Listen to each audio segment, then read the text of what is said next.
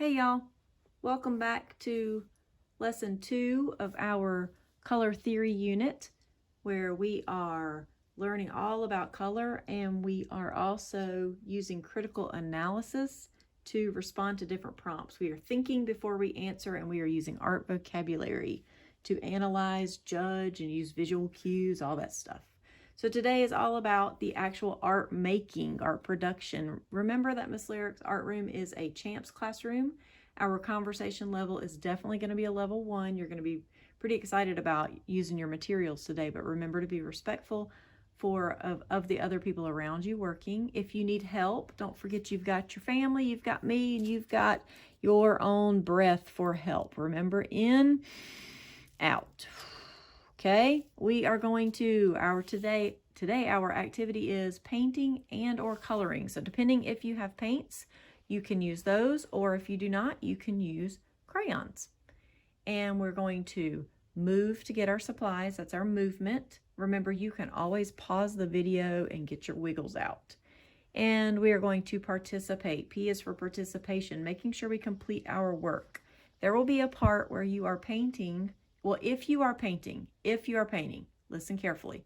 If you are painting, there will be a part you will need to pause your video to allow the painting to dry. So if you are painting, there's going to be a pause in there.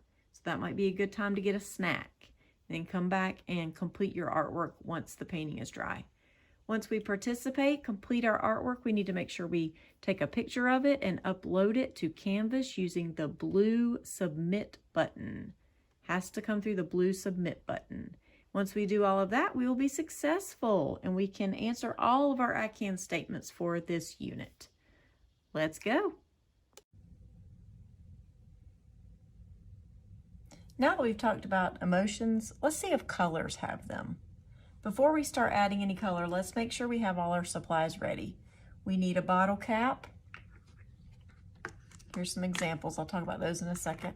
Pencil, paper, paint, or crayons. I'm going to show you both paint and crayons in case you don't have one or the other. So we're going to start by tracing our bottle cap several times. You want to make sure that your bottle cap is the right size to where you can still cut it out after you've colored it. So this one might be a little small. This one is probably too big. Although if you're an older student and you want to do a variety of sizes, that would be really cool for what we're going to use this for later. So I'm actually going to use this one right now, and I'm just going to trace a few circles on my paper. This pencil is a number 3. So number 2 is what we use when we are taking tests and things. So I'm not sure if that shows up. I really hope that it does. If not, it'll definitely show up when I start filling it in with color. So I'm going to add a few circles. They don't have to be neat. See how I went totally out on that one? Doesn't matter. This bottle cap is sticky. And I'd say once you just have a nice handful, because you can always pause to catch up. Okay, so here's your pause button. So if you need to pause at any time, do that. That's totally okay. All right, so I think I've got a few. If I need to add more, I'll add them. Okie doke. So now we're going to add some color. So let's start with paint. So we've traced some of our bottle caps several times. So when we were talking about feelings, we learned that we can feel more than one thing at a time, and sometimes those emotions can be opposites. For example, when my daughter graduated high school, I felt really happy for her, but I was also sad because it meant she'd be leaving home. Some of you might be too young to remember the show The Wonder Pets, but one time my phone rang in the classroom and I said, "Y'all be quiet, the phone is ringing." And everyone got really quiet except this one student who sang really loudly, the phone is ringing." And then of course the whole rest of the class started singing the whole rest of the song. And I was angry, but I was also laughing. So see, you can feel two different emotions at the same time. So let's paint some of them. If happiness were a color, what would it be? Now let's talk about watercolors really quick if you're using them. I've already painted with these earlier today, so a few of them are wet. If they are dry, you need to wake up your watercolors. You do that by adding some water to them. Usually when I teach watercolors, I say yellow first, purple last. Goes in order of the rainbow. Well, mine do. These are praying. These are the best watercolors to me. The last one is black. Usually I pop this one out for my students because black is hard to control.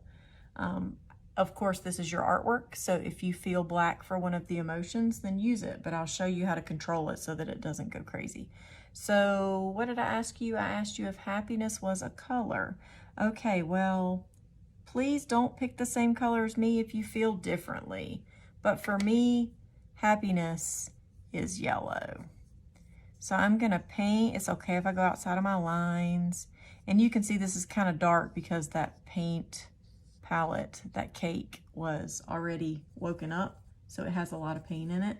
So make sure that you rinse out your brush in between every color change, and to do that, hold your cup on the table and just paint the inside of the bottom of the cup.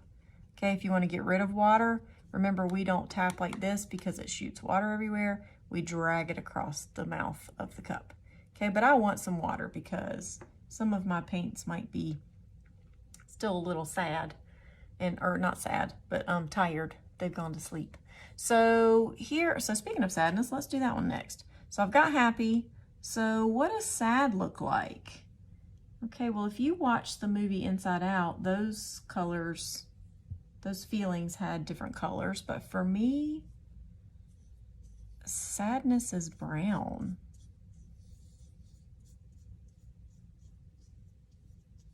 Just kind of looks like a dreary, that just looks sad to me. All right, so make sure that every time I give you a new color word, another feeling, not a color word, another feeling, please pause the button and add your color, okay? Now let me show you, obviously, you know what to do, you know how to color. So let's say I am feeling angry. What does angry look like for me? Okay, well, angry for a lot of us might be a really angry mess, dark red, because my face usually turns red when I get angry. Fill it in as much or as little as you want. This is your color experiment. Okay? And don't forget, pause if you need to. What about if you are tired or overwhelmed? Tired or overwhelmed. So for this one, I'm going to use a little bit of black. You can see black goes a long way, doesn't it? Look at that. I barely touched it. That cake was dry. I added 1 drop of water, and that's how dark it got. So I'm not going to go back into that tray again to get black. I'm just going to spread out what I have. And if my paintbrush starts to get a little dry, I'm going to add some water to it. So there's tired for me and overwhelmed.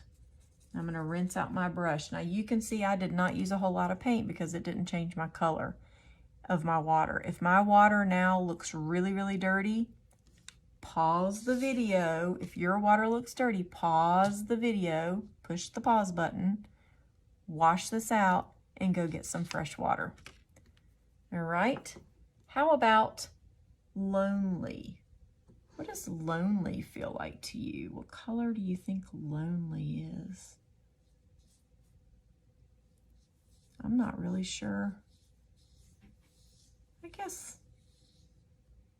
no, I think that might be too light. I think I need to make it darker when I'm lonely. What about when I'm worried? When you're worried? What do you feel like when you're worried? I am going to do something I wasn't planning on doing. So, no, I don't want that one. So when I'm worried, it sometimes feels the same as being overwhelmed or tired, except it's kind of like,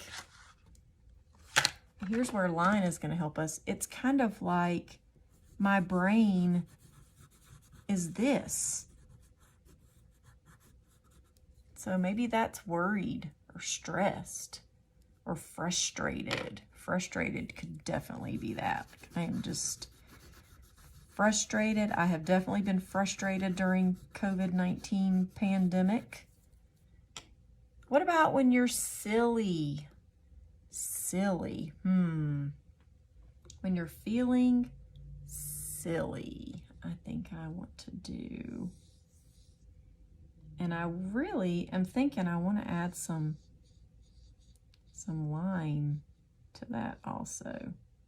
So when you're silly. So you don't have to paint it completely or color it completely. You can add your own types of lines. When I am very excited, I remember when I was a kid, excited to me always felt like orange. It always felt like orange, like the sun, like just happy, excited. All right, now think of a time that you felt more than one emotion. I want you to paint that in a new circle. So if you feel like you need to pause the video to do that, go ahead and do that. I'm going to show you an example. So remember the story about my daughter? So I was happy and I was sad. So happy, I said, was yellow, and then sadness was this brown. So when my daughter graduated, I was so happy for her. She had made it through all 13 years, kindergarten through 12th of school. But then knowing that she was going to get on an airplane and go to her next school adventure made me a little sad. So here's that brown. So now I have a new color. I was happy and I was sad. And just because I had two feelings doesn't mean that the feelings canceled each other out. It's the same with color. So I added yellow and brown here. They didn't cancel each other out. They didn't go away, but my two emotions came together, and they are better described instead of happy and sad as bittersweet. And colors can do the same thing. So I mixed the yellow and the brown together, and they came up with their own new color. So now that we can combine two feeling colors and make a new circle, give that your name, like name it something. What would you name that? All right, keep thinking about your feelings while you've been at home during this pandemic. And then I want you to do a few more. There's not an exact amount, but the more circles you have, the more you get to play with later when we are making our next part of this artwork. Okay, so just do a few more combinations. Let it dry. You can do this with colored pencils if you don't have crayons, or maybe your teacher wants you to do oil pastels or chalks or markers. I wouldn't do markers. Do you know why you wouldn't do markers? Yellow does not mix with a marker. It usually just dirties up the tip and ruins the marker, and you don't get a good blend of colors. So I would stay away from markers. But you can use your crayons, your paints, whatever materials you have or your teacher has assigned to do your color mixing. And then when we come back together, we'll see what we're going to do with these. So I thought you guys might be stumped with some feelings and couldn't really fill in your whole page. So if that's the case, here are some more feelings that you can use. Remember, you can pause at any time, but this page says, how do you feel? Angry, alone, scared, forgotten, lost, sneaky, ashamed, annoyed, surprised, bored, loving, yucky, brave, loved, shy, confused, nervous, responsible, grossed out, proud, mean, embarrassed, sad, disappointed, jealous, comfortably. That says comfortably, but I think it should say comfortable. Curious, frustrated. This was not a nice word, so I scratched it out. But instead of using the word they have here, how about when you don't feel smart? Kind, happy, uncomfortable, excited, hopeful, worried, grumpy, hurt, thankful, mad, joyful, strong, silly. Now go fill up your page and I'll see you in the next video. Hey y'all, once you're satisfied with the amount of circles that you have painted or colored or applied color to, then I want you to carefully cut on the line. So remember, if you cut in here, that's not on the line. So you want to try to really cut on the line that you drew. This camera stands kind of in the way, or else I could really show you how. When I cut, I really just move the paper and not the scissors. Okay, so there's one. Now cut the rest of them.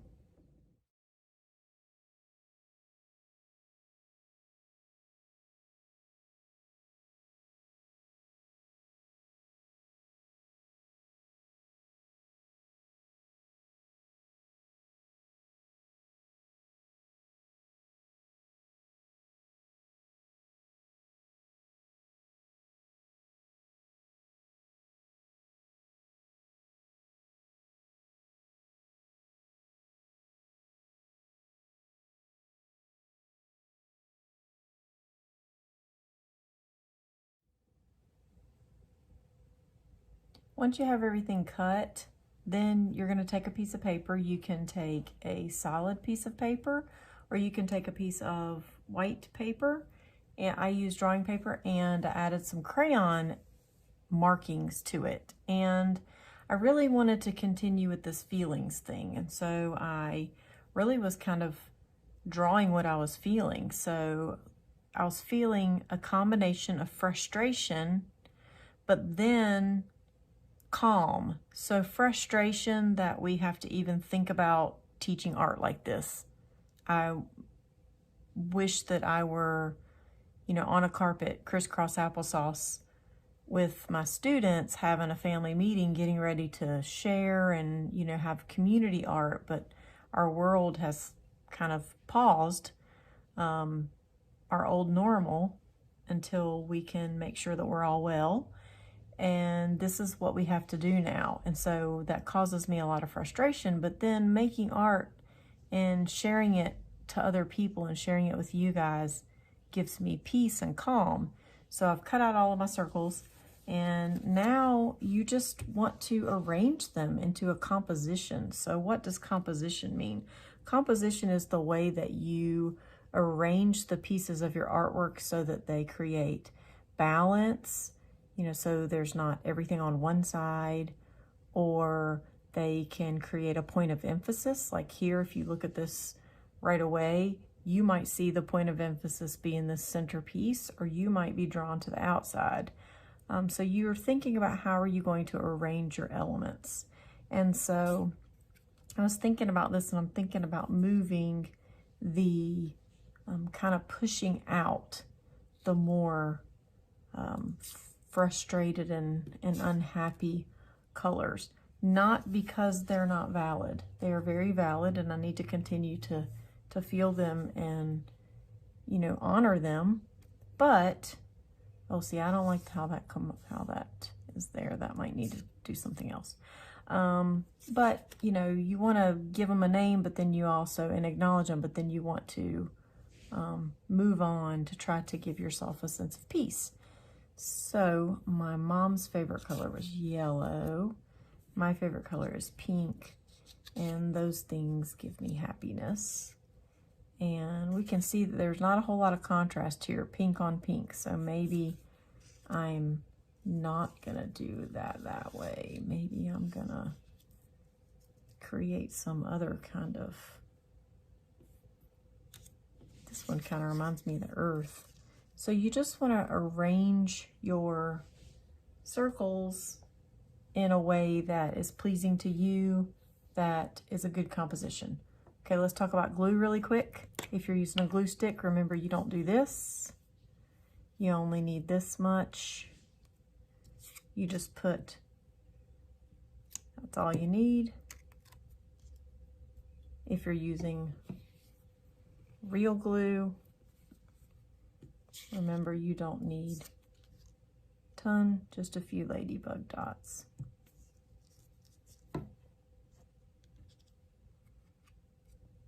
All right, glue your piece down. Don't forget your name, and I added the date because it's kind of significant. Can't wait to see what you make. Stay tuned for mine. Now make yours. Don't forget to take a picture and upload it for your teacher to see.